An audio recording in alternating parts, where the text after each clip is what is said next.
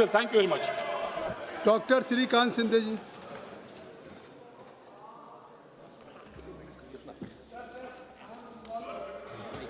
में से नहीं क्या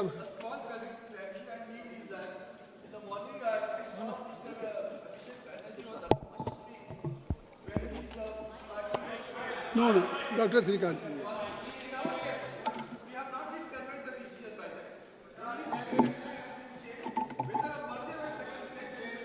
आई got it okay. Shrikant Shinde ji, doctor Shrikant. आपने बात कह दी, उसको स्पीकर साहब देखेंगे प्लीज। डॉक्टर श्रीकांत सिंधे जी, झाला का? अब हो गई बात। I have given you opportunity. Whatever you have raised issue, I think so only honorable speaker will look into it. Dr. Shrikant Sindhe ji, please. No, nothing will go on record except Dr. Shrikant Sindhe. Nothing will go on record. Walkout करो। Doctor Shrikant. बहुत बहुत धन्यवाद अध्यक्ष महोदय कि आपने मुझे इस महत्वपूर्ण बिल पर बोलने का अवसर दिया। आज देश के करोड़ों युवाओं के भविष्य, उनकी आशाओं और उनकी मेहनत को सम्मान देने वाले अत्यंत महत्वपूर्ण ऐतिहासिक bill the public examination prevention of unfair means amendment bill 2026 पर बोलने का मुझे अवसर दिया, उसके लिए मैं बहुत बहुत धन्यवाद अदा करता हूँ। आज मैं अपने भाषण की शुरुआत उन 21 युवाओं को श्रद्धांजलि देते हुए करना चाहता हूँ जिन्होंने पेपर लीक से हताश होकर आत्महत्या कर ली। आज मैं यहाँ पर सिर्फ अपनी पार्टी की ओर से नहीं बल्कि करोड़ों छात्रों की उम्मीद और उनके लिए यहाँ पर खड़ा हूँ जो रात दिन एक करके एंट्रेंस एग्जाम की तैयारी करते हैं। मैं उस माँ के लिए यहाँ पर खड़ा हूँ जिस माँ ने अपने बेटी की पढ़ाई के लिए अपने गहने तक बेच दिए। मैं उस पिता के लिए खड़ा हूँ जिसने साहूकार से भारी कर्जा लिए ताकि उसका बेटा उसकी बेटी आगे जाकर इस नीट की एग्जाम हो या अलग कोई एग्जाम हो, डॉक्टर बने, इंजीनियर बने, अफसर बनेगा और अपनी परिवार को गरीबी से बाहर निकालेगा। महोदय, मैं सिर्फ एक जनप्रतिनिधि नहीं हूं, मैं एक डॉक्टर भी हूं। यहां पर नीट की तैयारी करने के लिए कितनी जद्दोजहद, संघर्ष बच्चों को करना पड़ता है, उसके बाद वो नीट की एग्जाम जो है पास होते हैं। नीट की एग्जाम पास होने के बाद डॉक्टर बनने के लिए भी 10-10 साल, 12-12 साल उनको पढ़ाई करनी पड़ती है। तो ये संघर्ष से जो है एक व्यक्ति यहाँ पर डॉक्टर बनता है, इंजीनियर बनता है। जब पेपर लीक होता है महोदय, तो सिर्फ एक छात्र का सपना नहीं टूटता, उसके पूरे परिवार की हिम्मत टूटती है। आज इसी व्यवस्था का पक्का इलाज का काम इस ऐतिहासिक बिल के माध्यम से यहाँ पर होने जा रहा है। अध्यक्ष महोदय, मैं यहाँ पर प्रधानमंत्री जी का धन्यवाद व्यक्त करूंगा कि आज यहाँ पर एक शक्तिशाली बिल लाने का काम सरकार के माध्यम से हुआ है। मैं महाराष्ट्र से आता हूँ और वहाँ के इतिहास, साहित्य और संस्कृति में शिक्षा और न्याय का वास है। महोदय, महाराष्ट्र वह पुण्यभूमि है जिसने पूरे देश को शिक्षा का मार्ग दिखाया। महात्मा ज्योतिराव फुले हो या क्रांति ज्योति सावित्रीबाई फुले हो, जिन्होंने समाज के तानों पत्थरों के बीच मार खाकर वंचितों के लिए और लड़कियों के लिए पहला स्वदेशी विद्यालय शुरू किया। राजश्री छत्रपति शाहू महाराज ने कोल्हापुर में मुफ्त और अनिवार्य प्राथमिक शिक्षा लागू कर देश के सामने एक बड़ा आदर्श खड़ा किया। मैं उस महाराष्ट्र से आता हूं जहां पर डॉक्टर बाबा साहेब अम्बेडकर जी ने हमें मूल मंत्र दिया था, शिक्षित बनो, संगठित रहो और संघर्ष करो। बाबा साहब ने हमें सिखाया कि अन्याय के खिलाफ लड़ना हमारा लोकतांत्रिक अधिकार है। आज जो युवा अपने भविष्य के लिए संघर्ष कर रहे हैं, मैं उनसे कहना चाहता हूं कि शांतिपूर्वक तरीके से अपने हक की मांग करना और अपनी आवाज उठाना हमारी महान संस्कृति का हिस्सा रहा है। हमारी सरकार आपके इस संघर्ष में पूरे ताकत के साथ आपके साथ में खड़ी है। हम युवाओं को इस आक्रोश का हम युवाओं के इस आक्रोश का केवल आंदोलन नहीं मानते, बल्कि शिक्षा व्यवस्था में एक ऐतिहासिक बदलाव का अवसर मानते हैं। यह केवल एक विरोध नहीं है, बल्कि एक सुरक्षित और पारदर्शी व्यवस्था के निर्माण की शुरुआत है। आज मैं इस सदन के माध्यम से अपने देश के हर एक युवा को बहुत ही भावनिक अपील यहां पर करना चाहूंगा कि कोई भी एक परीक्षा जो है आपकी जिंदगी यहां पर तय नहीं कर सकता। कोई एग्जाम में आप फेल हो जाए तो आप जो यहां पर आत्महत्या जो करते, मुझे लगता है उसके पहले अपने परिवार के बारे में, अपने देश के बारे में भी आपको सोचना बहुत जरूरी है। युवाओं को मुझे लगता है छत्रपति शिवाजी महाराज जी से प्रेरणा लेनी चाहिए, जिन्होंने महज 16 साल की उम्र में, जब महाराष्ट्र में, पूरे देश में मुगल का साम्राज्य था, वहां पर सिर्फ 16 साल की उम्र में उन्होंने तोरना किला जीतकर स्वराज्य की पहली नींव रखने का काम महाराष्ट्र से किया। उसके बाद पूरे अटक से कटक तक मराठा साम्राज्य को स्थापित करने का काम किया। मुझे आज यहाँ पर विक्रम बत्रा और मनोज पांडे जी की भी याद आती है। 2 दिन पहले ही हमने कारगिल विजय दिवस यहाँ पर मनाया। उन्होंने महज 23-24 साल की उम्र में देश के लिए अपने प्राणों की आहुति दी। मुझे लगता है कि युवाओं को इन सभी से प्रेरणा लेना बहुत जरूरी है। मैं आपको विश्वास दिलाता हूं कि हमारे प्रधानमंत्री नरेंद्र मोदी जी और पूरी सरकार आपके साथ ताकत के साथ खड़ी है। पेपर लीक की घटनाओं के तुरंत बाद हमारी सरकार ने रिकॉर्ड समय में ऐसे कड़े कानून बनाए, निर्णय लिए कि जिससे आने वाले समय में पेपर लीक जैसी घटनाएं न हो। हमने सिर्फ निंदा नहीं की, बल्कि सिस्टम की सफाई की। सीबीआई ने तुरंत एक्शन लिया। दिल्ली से लेकर पुणे तक 14 एक्यूज्ड को जेल में डालने का काम किया। एनटीए में 47 अधिकारियों को टर्मिनेट करने का काम किया। इसे कहते हैं नैतिकता। और नैतिकता है इस सरकार में, इसलिए हमारे शिक्षा मंत्री धर्मेंद्र प्रधान जी ने इस्तीफा ताकि दिया। खुद ने आपके वजह से नहीं दिया, आपके वजह से नहीं दिया। पेपर लीक खुद की जिम्मेदारी ली और उस जिम्मेदारी का निर्वहन करने का काम जो है सरकार के माध्यम से आज यहां पर हो रहा है।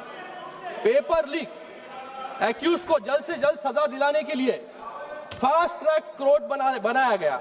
आज इस ऐतिहासिक बिल के जरिए हम शिक्षा माफियों को सिर्फ जेल की सलाखों के पीछे नहीं, बल्कि उनको कठोर आर्थिक जुर्माना लगाने का काम भी यहां पर हम लोग कर रहे हैं। हमारा लक्ष्य सिर्फ अपराधियों को पकड़ना नहीं है, बल्कि बच्चों का कीमती साल बचाना भी है। बिना समय बर्बाद किए नीट का पेपर लीक होने के बाद 37 दिनों में नीट का री एग्जामिनेशन किया गया। 25 दिनों में रिजल्ट जो है यहां पर घोषित किया गया, जिससे छात्र का एक भी साल जो है बर्बाद न हो। ऐसे कड़े कदम जो है सरकार ने यहां पर लिए। माननीय प्रधानमंत्री जी ने भी सोशल मीडिया के माध्यम से सीधे जो है युवाओं से बात करने का काम यहां पर किया और उन्होंने कहा कि आने वाले समय में एक ऐसा टास्क फोर्स बनेगा, नंदन नीलकेनी जी के अध्यक्ष में एक कमेटी बनाई जाएगी, एक टास्क फोर्स बनाया जाएगा, जिससे आने वाले समय में कभी भी नीट के परीक्षा में या कोई और परीक्षा में, कोई भी परीक्षा में पेपर लीक ना हो।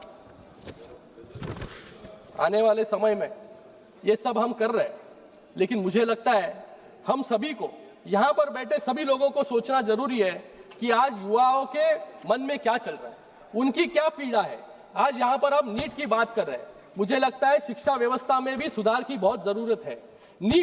ये नीट जो परीक्षा है, ये नीट की सिस्टम क्या है? ये नीट एक परीक्षा है, एक दिन और एक मौका हम हमारे युवाओं को यहां पर देते हैं। एनटीए एजेंसी जो है, ये सेंटर कहां होगा, कौन से डेट पर नीट होगी, ये सब डिसाइड करने का काम जो है एजेंसी के माध्यम से यहां पर किया जाता है। लेकिन मुझे यहां पर कहना है कि छात्रों की सालों की तपस्या, उनके परिवारों की उम्मीदें और उनका पूरा भविष्य सिर्फ 3 घंटे में और उस 3 घंटे में और उस एक दिन में हम कैसे तय कर सकते हैं। मुझे लगता है कि इस नीट की परीक्षा जिस प्रकार से होती है या और कोई परीक्षा होती है, क्योंकि अगर उस दिन वो छात्र 2 साल उसने मेहनत की, पढ़ाई की, उस एक दिन पर वो छात्र जो है बीमार हो गया, उसके घर में जो है कोई बीमार हो गया, घर में कोई चल बसा, या वो कोई दूर दराज गांव में रहता है वहां पर बाढ़ आ गई, लेकिन उस एक दिन उधर वहां पर आकर उसने अगर परीक्षा नहीं दी तो उसका पूरा एक साल जो है वहां पर बर्बाद होता है। तो मुझे आपसे भी कहना है यहाँ पर कि हमको ये सिस्टम को बदलना जरूरी है। हम यहाँ पर जो है क्यों डिसाइड कर रहे हैं कि एक ही साल, वो साल में एक ही बार क्यों परीक्षा दें? बाकी अगर हम देशों में देखेंगे तो उस देशों में जो है परीक्षा कई बार आप दे सकते हो, साल में कई बार, जीमैट हो, जीआरई हो।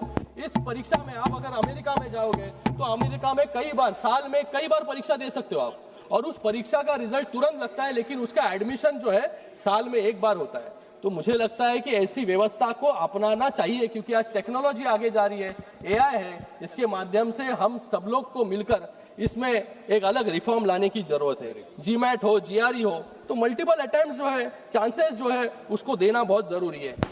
लव कृष्णा जी ने यहाँ पर कहा कि एक बैंक बनाया जाए, क्वेश्चन बैंक। मुझे लगता है कि ये पेपर लीक क्यों होता है, क्योंकि सबका पेपर जो है सेम होता है। अगर हम क्वेश्चन बैंक, एक जनरलाइज क्वेश्चन बैंक बनाएंगे बड़ा, और उसमें से अगर एआई जनरेटेड क्वेश्चंस निकले जिसका वेटेज सेम हो, और परीक्षा में जाने के पहले परीक्षा सेंटर पर, अरे सुन लेना राहुल, तो क्यों चिल्ला रहे हैं? अरे बाप, पीछे वाले राहुल को बोल रहा हूँ, पीछे वाले राहुल कासवान को बोल रहा हूँ। वाह, आप मत उत्तेजित होइए। श्रीकांत शिंदे जी, श्रीकांत शिंदे जी, आप उधर ध्यान मत दीजिए, आप बोलिए। सभापति महोदय, केवल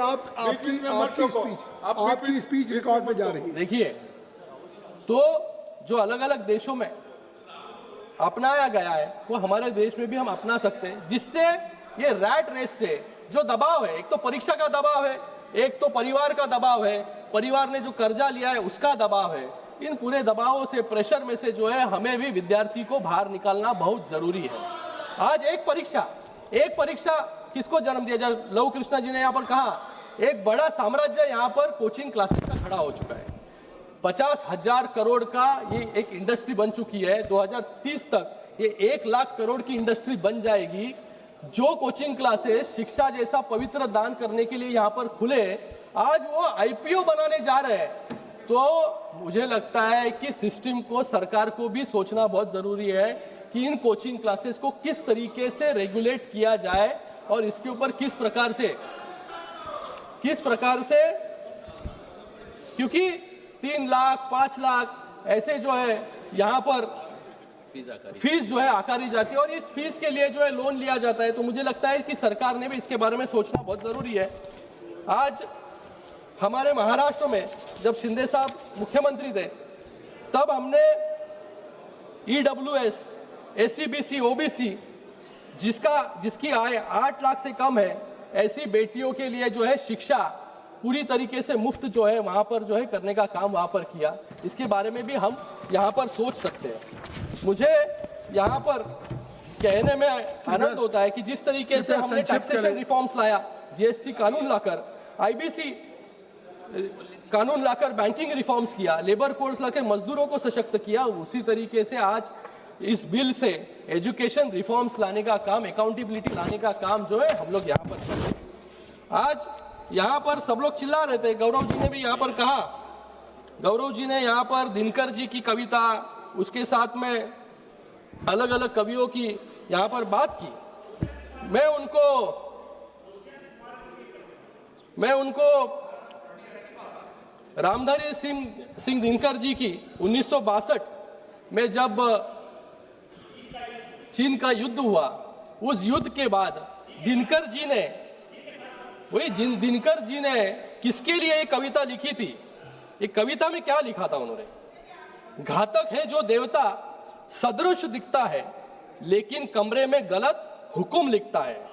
जिस पापी को गुण नहीं गोत्र प्यारा है, समझो उसने ही हमें यहाँ मारा है। ये मैं इसके अंदर विश्लेषण में नहीं जाऊंगा गौरव जी, ये किसके लिए लिखा है सबको पता है किसके लिए लिखा था। और सुनिए उसी दिनकर जी ने और भी लिखा, सिंहासन खाली करो कि जनता आती है। और इसी के बाद में 1975 में इमरजेंसी जो है उसका स्ट्रगल जो है शुरू, इमरजेंसी के खिलाफ आंदोलन जो है इसी कविता के साथ जो है शुरू हुआ।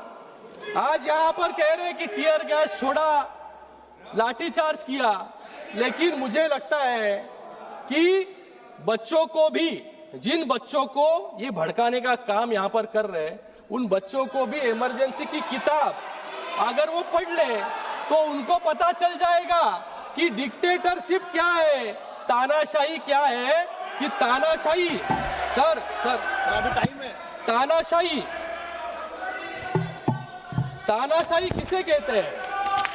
तानाशाही, अरे रुको, सुनो यार, सुनो, तानाशाही किसे कहते हैं? इमरजेंसी में 1,11,000 लोगों को बिना ट्रायल जेल में ठूसा गया, इसे तानाशाही कहते हैं। अकेले मीसा में 35,000 लोगों को डिटेन किया, जिनमें 13,000 राजनेता थे, इसे तानाशाही कहते हैं। शाह कमीशन ने साफ कहा, इमरजेंसी का मकसद विपक्ष की आवाज कुचलना था, इसे तानाशाही कहते हैं। एमनेस्टी इंटरनेशनल ने के अनुसार कस्टडी में कम से कम 22 लोगों की मौत हुई, इसे तानाशाही कहते हैं। और सुनो, सरकार ने तो बच्चों की बात सुनी, जो आंदोलन कर रहे थे बच्चे, उनको सुना, उनसे बात की। जितेंद्र सिंह यहाँ पर बैठे हैं, नड्डा जी है, वो गए, उनसे बात की, उनको क्या चाहिए उनके बारे में सुना और यहाँ पर रिफॉर्म्स लाने का काम किया। आज बिल यहाँ पर पारित हो रहा है, लेकिन इन्होंने क्या किया? 38वां संशोधन और 39वां संशोधन लाके सुप्रीम कोर्ट की ताकत जो है निकालने का काम, जो है कम करने का काम इन्होंने किया। इसलिए जो है इमरजेंसी के बाद हारना इनको पड़ा। यहाँ पर ये कह रहे हैं कंटिन्यूसली, यहाँ पर गौरव जी कह रहे थे कि हम युवाओं के साथ हैं, हम विद्यार्थी के साथ हैं। अरे विद्यार्थियों को तो पूछो वो आपके साथ है कि नहीं। 37 दिन तक जंतर मंतर नहीं गए, इनको 37 दिन तक जंतर मंतर नहीं गए, क्योंकि इनको डर था कि आप जैसी और एक पार्टी तो तैयार नहीं हो जाएगी। तो जेनजी के भाषा में अरे सुनो यार, सुनने की आदत रखो। जेनजी की भाषा में विपक्ष के आंदोलन को एक समराइज करना चाहूंगा मैं जेनजी के भाषा में। 37 दिन तक तो ये जंतर मंतर नहीं गए, तो इनको MIA हो गया। MIA क्या है? MIA missing in action. तो 37 दिन तक हमने कुछ नहीं किया, तो कुछ तो करना चाहिए। जंतर मंतर तो नहीं जा सकते, तो हम जाते हैं प्रधानमंत्री जी के आवास के सामने और वहां पर जाके आंदोलन करते हैं। तो क्या हो गया फिर? आंदोलन क्यों किया आपने? उनको फोमो हुआ, फियर ऑफ मिसिंग आउट। अरे बच्चे यहाँ पर आंदोलन कर रहे हैं, हम क्या कर रहे हैं? तो हम चले गए PM आवास पर। अरे सुनो, आगे आप अपना समाप्त फोमो होने के बाद लहू, इनको डेलुलू डॉक्टर डेल्यूशन। श्रीकांत जी, इनको लगा छात्र हमारे साथ आएंगे श्रीकांत जी, आपका प्रधानमंत्री के घर के इधर जाने के बाद, लेकिन छात्र तो कोई आए नहीं। ये अकेले वहाँ पर 2.5 घंटे जो है धरना देते बैठे वहाँ पर। और इसलिए तो ये जेनजी की भाषा में जो है आज और इनको इतनी इनसिक्योरिटी है कि लास्ट में सपा को फोन करके बोला कि बाबा मैं उधर जा रहा हूँ।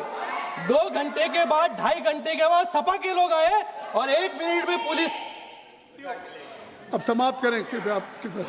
तो आज ऐसी परिस्थिति जो है सर विपक्ष की, और मैं सर अभी तो ताकत बढ़ गई सर। पहले मैं 20 मिनट बोलता था, अभी 13 लोग हैं सर। 24 मिनट हो गया। ये जो सरकार, ये जो ऑपोजिशन है, ये ऑपोजिशन को लग रहा था कि ये पूरा आंदोलन जो है, इस आंदोलन में एंटी सोशल एलिमेंट्स जो है डाल के एक लॉ एंड ऑर्डर सिचुएशन खड़ा कर दिया जाए। लोगों को भड़काया गया, लोगों में जो है यहाँ पर इनके पार्टी के भी लोग वहां पर गए और बदिया गालियां जो है वहां पर देने लगे। हमारा देश का युवा जो है ये बदिया गाली नहीं देगा, लेकिन आज वहां पर दी गई। ये कहते हैं डिक्टेटरशिप, तानाशाही।